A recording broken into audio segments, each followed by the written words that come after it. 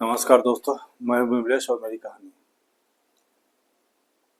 है एक सेठ जी की, जो अपने छोटे भाई को व्यापार के लिए 3 लाख रुपया दिए। छोटे भाई का व्यापार भी चल निकला। कुछ ही दिनों में उस वह छोटा भाई जो था उस शहर का बहुत बड़ा व्यापारी बन गया। जब बड़ा व्यापारी बन गया तो सेठ जी सोचा कि अब अपने छोटे से पैसे मांग लिया जाए। सेठ जी ने अपने छोटे भाई से कई बार पैसा मांगा, लेकिन छोटा भाई पैसे देने से इनकार कर दिया। अब उस पैसे को लेकर के छोटे भाई से कई बार कहा सुनी हो गई, झगड़ा हो गया। अब स्थिति ये हो गई कि एक दूसरे को देखना भी पसंद नहीं करते थे। सेठ जी एक अच्छे साधक भी थे, पूजा पाठ करते थे, लेकिन जब से उस पैसे की लेन देन वाली बात आई तब से उनके साधना में मन नहीं लगता था। हमेशा मन बेचैन रहता था, पूजा पाठ में मन उनका बिल्कुल नहीं लग रहा था और हमेशा बेचैन रहते थे।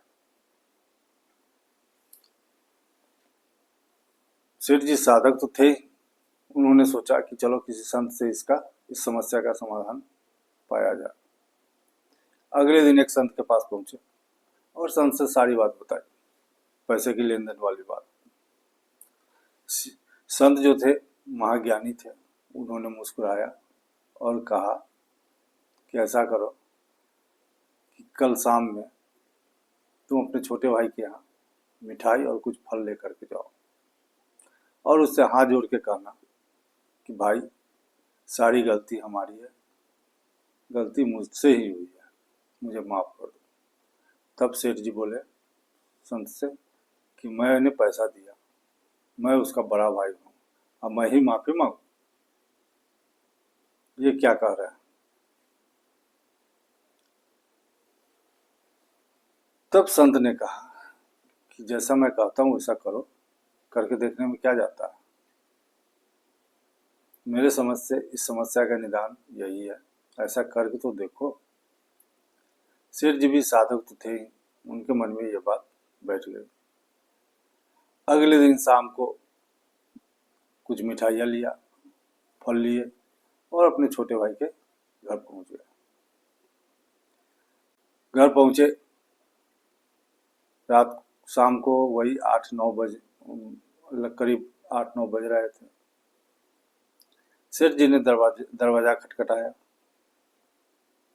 अंदर खाने की तैयारी चल रही थी, लेकिन उनका भतीजा दौड़कर गेट खोला। दरवाजा जो ही खोला, अपने बड़े ताऊ जी को देख करके वह सन्न रह गया। कुछ देर तो इसी तरह खड़ा रहा। फिर उनका भतीजा जो था वो अपने ताऊ जी को प्रणाम किया और जोर से बोलने लगा, पापा ताऊ जी आए हैं, मम्मी ताऊ जी आए हैं। उनका छोटा भाई भी दौड़ करके आया। उनकी जो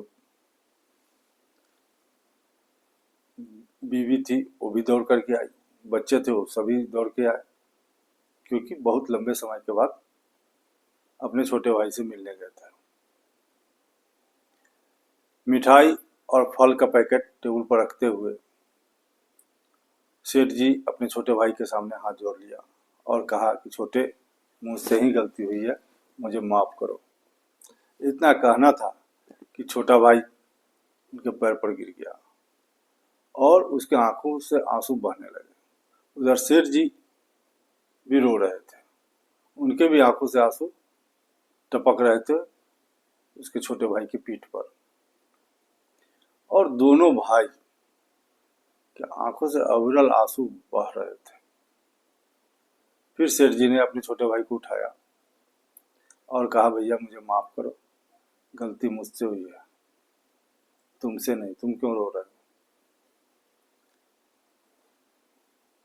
सेठ जी जैसे ही ये बात बोले, छोटा भाई दौड़ के गया और वह जो 3 लाख रुपया था उसको जल्दी जल्दी एक पैकेट में रख करके ले आया और सेठ जी के सामने रख दिया और कहा, सेठ भैया ये पैसे आपके हैं, आप ले लीजिए।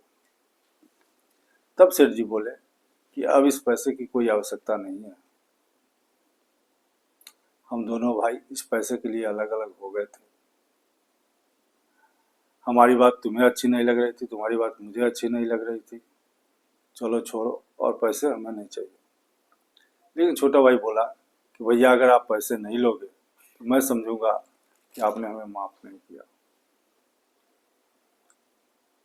तब सेठ जी ने उस पैसे को ले लिया और अपने भतीजा भतीजी और बहू में कुछ कुछ बांट दिया। मतलब 3 लाख रुपया वहीं पर बांट दिए। और सेठ जी,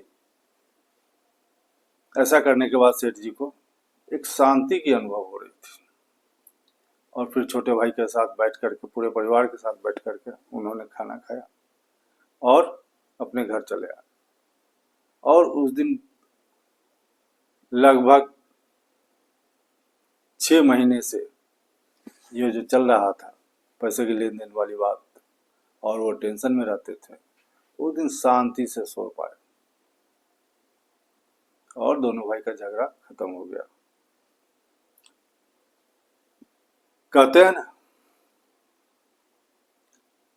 कि अगर परिवार में इस तरह की कोई बात आ जाए, लेन देन की बात आ जाए, तो आप दूसरों से झगड़ के पैसे ले सकते हो, लेकिन भाई के साथ या परिवार में किसी भी सदस्य के साथ अगर पैसे की लेन देन होती है, थोड़ा पेशेंस रखना होगा और उसकी शिकायत किसी एक दूसरे से कहना कहीं भी उचित नहीं है। कहानी छोटी सी थी, अगर अच्छी लगी हो तो लाइक और सब्सक्राइब जरूर कीजिएगा। कहते हैं ना, करो कुछ ऐसा कि दुनिया करना चाहे तुम्हारे जैसा। नमस्कार।